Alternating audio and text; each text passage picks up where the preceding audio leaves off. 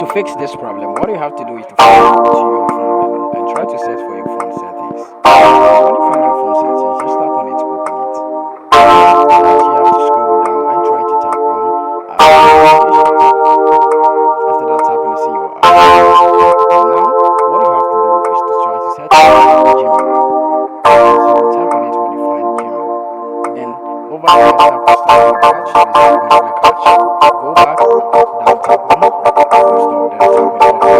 After that, mobile data and Wi-Fi or mobile data and restriction on device. Then after that, tap on the background data. Make sure it's toggled on. Make sure it's turned on like this.